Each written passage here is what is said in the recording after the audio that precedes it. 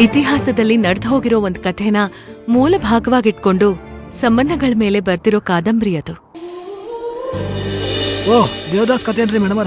ಇಲ್ಲ ಸರ್, ಜೀವನದಲ್ಲಿ ಒಬ್ಬ ವ್ಯಕ್ತಿನ ಪಡೆಯೋದಕ್ಕೆ ನಮ್ ಪ್ರಾಣನೇ ಕೊಟ್ಟು ಹೋರಾಡ್ತಿರ್ತೀವಿ. ಆದ್ರೆ ಅವರು ನಮ್ಮೋರಾಗಲ್ಲ. ಆದ್ರೆ ಆ ಹೋರಾಟದಲ್ಲಿ ಸಿಗೋ ಇನ್ಯಾವುದೋ ವ್ಯಕ್ತಿ ನಮ್ಮೋರಾಗ್ತಾರೆ.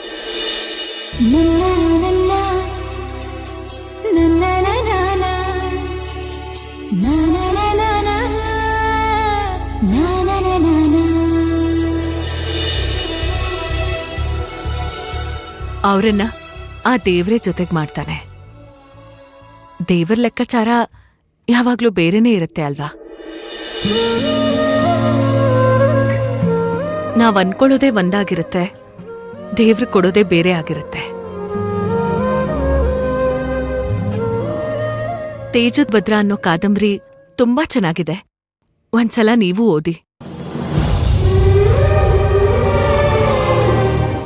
ವಿಕ್ರಾಂತ್, ತೇಜದ್ ಭದ್ರ ಕಾದಂಬರಿ ತುಂಬಾ ಚೆನ್ನಾಗಿದೆ. ನನಗ್ ತುಂಬಾ ಇಷ್ಟ. ನೀನು ಓದು.